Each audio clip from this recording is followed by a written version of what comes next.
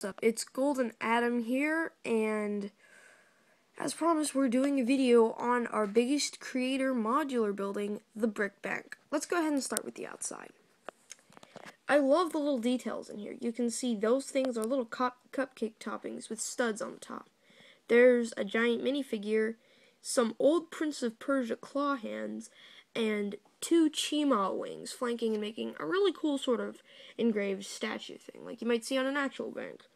Very nice stained glass window inlays, and those are all printed pieces, which I'm really glad about. This brick bank was given to Golden Adam Brother number 2, and while he built it, I've taken a lot of time to appreciate the small things, like the window washer items, and the fact that they use gray gold bars to create the side. Do you want to come on over here and help me with this? Let's check out the minifigures we've positioned on the outside. A little girl has just won a contest and she's excited. She's won 500 studs, and a reporter is taking her picture. Over here we have a couple on a date. They're no ordinary couple though. That's Emmett and Wildstyle from the Lego movie. They're sitting on a bench right next to the Soap and Suds laundry, and uh-oh, what is this guy? What's he doing? Well, with the story we're telling with the Brick Bank, you're bound to find out sooner or later. This clock is a few simple pieces. It just has Harry Potter wands stabilizing it on the, outside, and then you just have double clocks with some cool, ancient-looking pieces. So it looks kind of like a relic.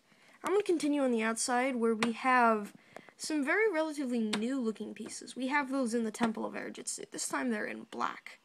We have this new kind of... It's less green than olivey green. Anyway, continuing on, we have the support columns, which are in the Roman style. I think that's kind of cool. And off to this side, we have just like a normal little area, because of down there is the laundry. That's more normal. Up here, we have a little frog statue on the top, and down here there are some little cupcake toppers in silver. With studs on the top.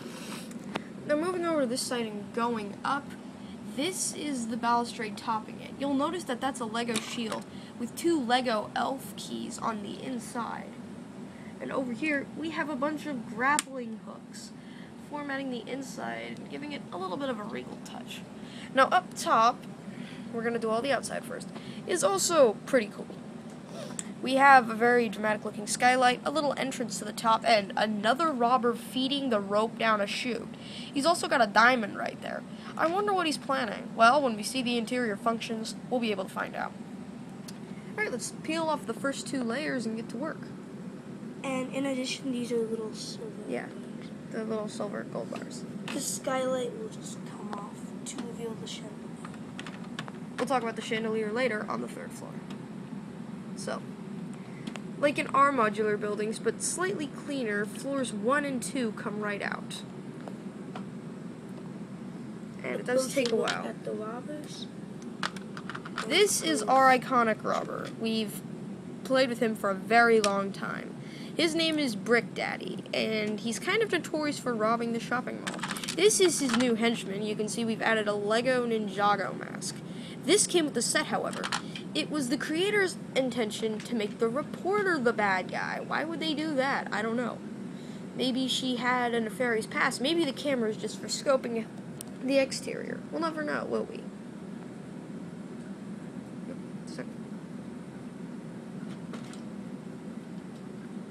Alright.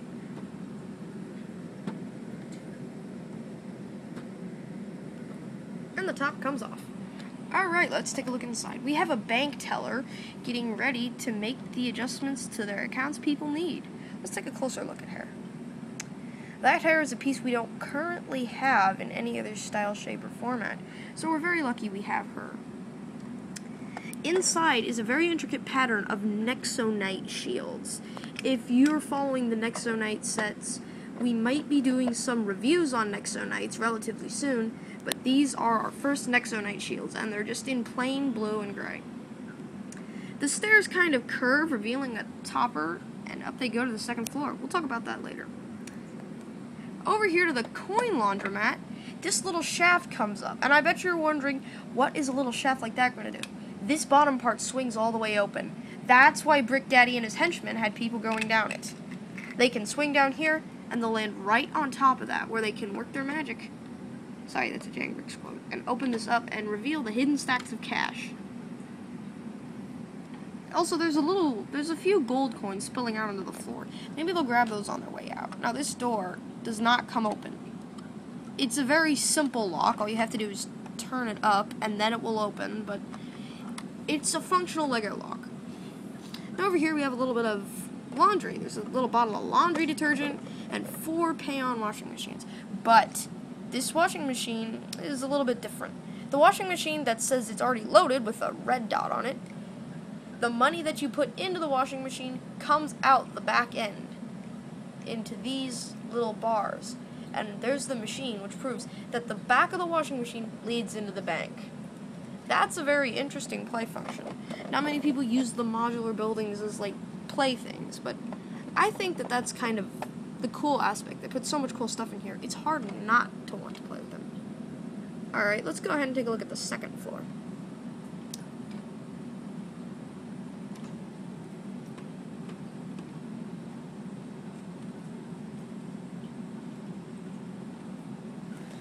Alright, here's the second floor. There's a little balustrade, and the stairs from the first floor keep going up all the way to the top. Now, in here we have one of the bank's workers. He may be a head manager or something important, but he's not the head honcho yet. In our storyline, he is a major crime boss whose only intention is to become the head of this bank. You can see he's got a nice little lamp, a coffee maker, and that's not a computer, folks. That is a typewriter. Very ancient, very ancient. You'd never see one of those in the present day. Here's a nice little lamp. It's built with a fez cap on top, which I think is cool. Over there's the coffee machine. Let's move on to the bank teller's quarters. The bank teller is a little stamp, and there's a letter. I'm assuming he's authorizing some checks or legal documents, something like that. I'm not an adult. I don't really care. He's got a very nicely shaped chair, little Exoforce arms on the sides. And there's the classic bank teller lamp. Right there. It's on the table, which you can see can all the way come off, and the table is very nicely angled. It's got a really cool curve right here. There's the bank teller's lamp I was telling you about. If you haven't seen one of these, well, it looks fine in the brick-built version, I guess, for someone who's never seen any of them. And this little hole leads all the way down there, so the bank manager can look out on his properties down below.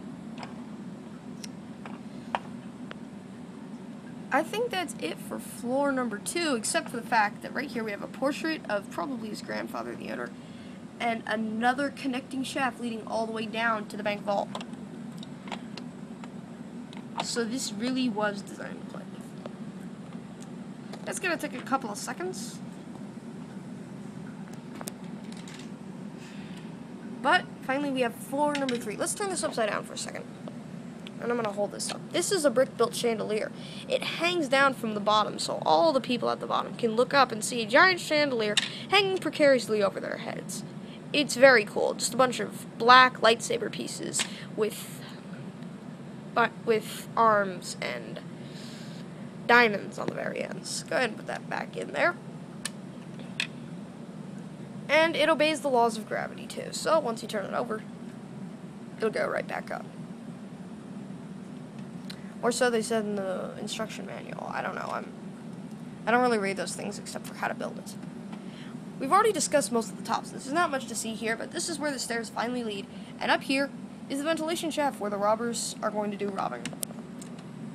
The skylight also comes off to reveal the chandelier underneath and a lot of the bank's exterior. Well, I think that's about it for the brick bank. If you enjoyed this video, leave a like. We'll be doing more custom buildings soon, and hopefully we'll have a few more modulars to go with them. Until next time, Golden Adam, out.